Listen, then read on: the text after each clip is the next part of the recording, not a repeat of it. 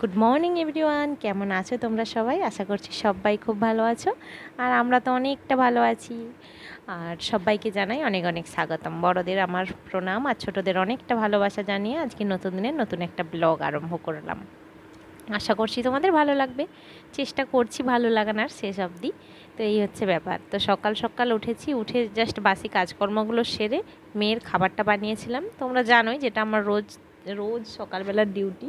খাবারটা বানিয়েছিলাম, তারপর একদম মেয়েকে পড়তে বসিয়ে দিয়েছিলাম। বাস পড়াশুনো মোটামুটি খানিকটা হয়েছে, একটু পড়তে বাকি রয়েছে। তো যাই হোক, সেইটা হয়ে এখন যেহেতু টাইম হয়ে গেছে, 7:30 বেজে গেছে সকালবেলায়, তো ওকে আগে খাইয়ে দিলাম। এই যে দেখছো নিজে হাতে খাচ্ছে। আজকে ওটস বানিয়েছিলাম। বলো, জোরে বলো, শোনা যাচ্ছে না। হুম হুম, একটাও শোনা যাচ্ছে না।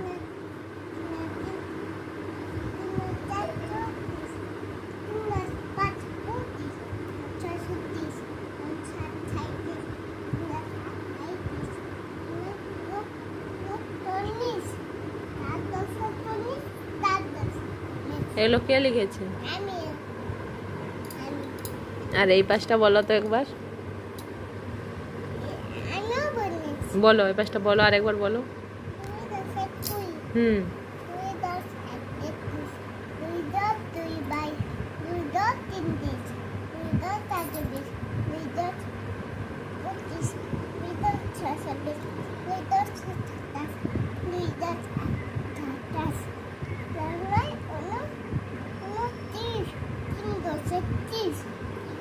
বলেছ?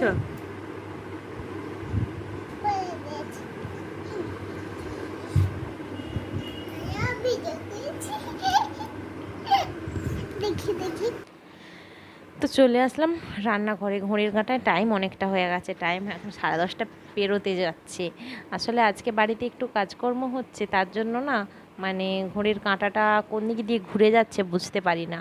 আবার আমি হয়তো কিছু কাজ করছি না, তোমরা ভাবছো বাড়িতে কাজ হচ্ছে, তো আমি কি করছি না, সত্যি আমি কিছু করছি না, তবু বাড়িতে কাজ হলে মানে দেখতেও তো ইচ্ছে করে। এবার তোমরা বলবে কি কাজ, তো অবশ্যই তোমাদের সঙ্গে শেয়ার করব কি কাজ হচ্ছে। তো তার আগে এই যে দেখো আজকে কি রান্না করছি সেটা তোমরা দেখো। রান্না করছি আজকে, দেখো আলু কুঁদরি ভাজা করছি। আলুটা একটু বেশি পরিমাণে দিয়েছি, আমার মেয়ে আলু খেতে বড্ড ভালোবাসে।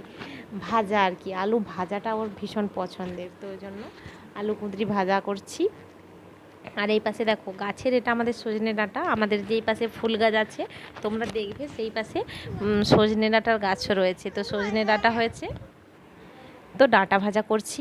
এই পাশে কলাইটা একটু খেসারির ডালটা হচ্ছে একটু ভিজিয়ে বেটে রেখেছি, একটু বড়া করব আজকে। বিশেষ কিছু বাড়িতে না সবজি ছিল না, তাই প্লেন যেটা ছিল সেটার উপরেই করে নেওয়ার চেষ্টা। কারণ বিশেষ বাজার টাজার যাওয়া সেভাবে সময়ও হয়ে ওঠেনি, কারণ একটু কাজকর্ম আছে বাড়িতে, তোমাদের তো বললামই। তো চলো রান্নাটা সেরে নিই, তারপর তোমাদের দেখাচ্ছি কি কাজ হচ্ছে বাড়িতে।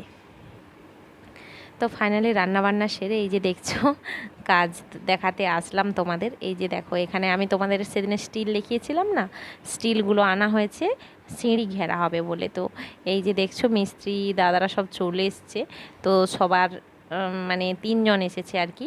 3জনে এবারে কাজকর্ম কীরকমভাবে কী করবে তারা সেই সবই ঠিক করছে, কোনটা কাটতে হবে। তাছাড়া সিঁড়ির দুটো একটা জায়গা ফুটো করতে হবে, তা না হলে স্টিলগুলো লাগানো যাবে না। এই রডগুলো কাটতে হবে, অনেক কিছু কাজ রয়েছে।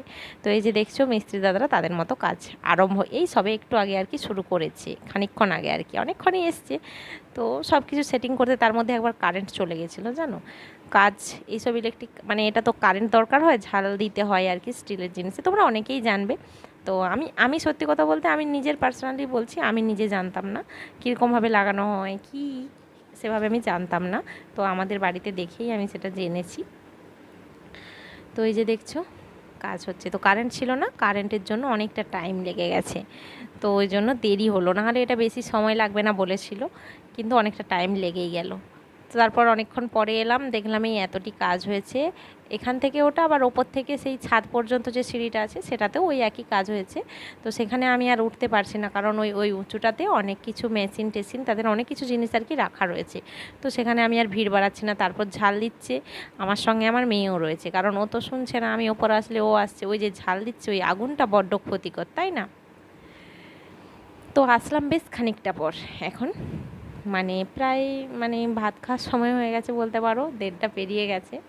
তো খানিকটা কাজ এগিয়েছে, এই যে দেখছো এইভাবেই আমাদের সেইটা করার কথা ছিল। একটু প্লেনভাবে করতে চেয়েছিলাম, বেশি ডিজাইন করতে চাইনি, কারণ যত ডিজাইন তত ধুলো ময়লা বালিয়ে ভর্তি হবে, তো তত মানে পরিষ্কার করার ঝামেলা। তো ওই জন্য ভাবলাম একটু প্লেনের ওপর সিম্পল, একটু মজবুতি হোক বাট একটু সিম্পল হোক, তো সেই জন্য সেইভাবেই করা হয়েছে আর কি। তো এই হচ্ছে মোটামুটি পুরোটাই ফিনিশ হয়ে গেছে, তবে এখনও কিছুই গোছানো পত্র কিছুই হয়নি। ঘরে কাজ হলে না বড্ড ভয় হয় আমার এখন, কারণ এই কদিন আগে তোমাদের দেখিয়েছিলাম ওয়ারিংয়ের জন্য মানে কি অবস্থা হয়েছিল ঘরে। তো সেই একই রকম মানে ধুলো, অতটা হয়তো জিনিসপত্র ঘোনাঘুনি হয়নি, কিন্তু একই রকম ধুলো পুরো উপর থেকে নিচে পর্যন্ত ধুলোয় ভর্তি হয়ে গেছে। এই যে পাথরগুলো ফুটো করছিল, প্রচুর ধুলো উড়েছে, মানে পাথরের গুঁড়ো আর কি, উড়ে উড়ে পুরো নিচতলা পর্যন্ত চলা যাচ্ছে না। আমি জুতো পরে হাঁটছি, মানে নিচতলাটা বেশি বোঝাচ্ছে, এখানটা সাদা পাথরে সাদা পড়েছে, তাই সেভাবে বুঝতে পারছো না, তোমরা নিচটা দেখলে বুঝতে পারতে। তো এটাই হচ্ছে ফিনিশিং টাচ। কেমন লাগছে অবশ্যই কমেন্ট করে বলো। এই পাশে ঘড়ির কাঁটায় দেখো 2:41। আমার মেয়ের অলরেডি ঘুম টুম সব হয়ে গেছে, মানে ঘুমটা থেকে আরও তাড়াতাড়ি উঠে পড়লো, কারণ এই পাশে দেখো মেঘ উঠে গেছে প্রচুর পরিমাণে। মেঘ উঠেতে আজকে একটু আফসোস হচ্ছে আমার, কেন বলো তো, মানে কোনোদিনও মেঘ উঠাতে আফসোস হয় না, কিন্তু আজকে আমার একটু আফসোসই হচ্ছে, কারণ আজকে আমাদের এখানে একজন সেলিব্রিটির আসার কথা আছে। তো যাই হোক, মানে অন্য কোনো বিষয় নয়, মানে মানে দেখতে ইচ্ছে আর কি, কিন্তু এবারে যদি ঝড় বৃষ্টি সেভাবে সেরকম হয়ে যায় আর যাওয়া হবে না, এটাই হচ্ছে ব্যাপার। তো দেখা যাক কতদূর কি ঝড় বৃষ্টি হয়। তো আপাতত মোটামুটি আকাশে মেঘটা উঠেছে আর একটু গাছপালাগুলোতে দোলন হচ্ছে, এই যা। তো দেখা যাক কতদূর কী হয়, তবে যদি না হয় অবশ্যই যাব একটু দেখার জন্য, যেহেতু একদম বাড়ির সামনে আসছে। তো মানে দেখো, মানে সেলিব্রিটির এবারে বলবে নতুন কিছু দেখার নেই, কিন্তু সত্যিই সেলিব্রিটিরা আসলে একটু দেখতে তো ইচ্ছে করে, তাই না বলো? তো সেই জন্যই একটু দেখতে যাব। তো চলো তাহলে দেখতে থাকো। তো ফাইনালি আসলাম তোমাদের কাছে সন্ধেবেলায়। সেভাবে কিছুই আমাদের এখানে ঝড় বৃষ্টি হয়নি, জাস্ট মেঘ উঠে হালকা ঝড়ের মতো হয়েছিল, তারপরেই মানে আর বৃষ্টিটা হয়নি আর কি, প্রায় ঝড়ের মতন চলছে, এখনও চলছে।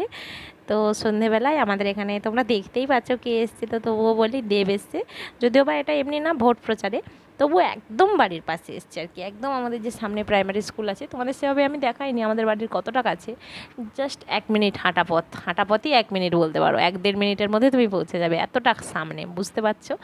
তো এই হচ্ছে ব্যাপার আর কি। তো এই যে দেব এসছে ভোট প্রচারে, তো ভাবলাম একবার দেখে আসি, এত সামনে আসছে তবু দেখতে যাব না? দেবকে এখন সবাই দেখেছে, কারণ দেব প্রায় ভোট প্রচারের জন্য মানে অলিতে গলিতে বিভিন্ন জায়গায় যায় আর কি। তো দেখছো এখানে অনেক লোকের সমাগম হয়েছে আর কি, সবাই ওই চোখের দেখাটুকু দেখতে এসছে। এত ভিড় এত ভিড় এত ভিড়, আমি এত সামনে গিয়ে যেতেই পারছি না, আর যাওয়ার অতটা আমার দরকার নেই, কারণ এত ভিড় সামলে যাওয়ার থেকে দূর থেকে দেখাই আমার মনে হয় বেটার। তোমাদেরকেও দূর থেকে ক্যামেরা জুম করে যতটা মানে সম্ভব দেখানোর ততটা দেখালাম। অনেকেরই হয়তো মানে দেখো, যেহেতু দেবকে আমরা সিনেমাতে হিরো হিসেবে দেখে থাকি, তো সেহেতু দেবের প্রতি সবাইরই আমাদের একটা অন্যরকম একটা ভালো লাগা আছে আর কি, এই যা। যে আজকে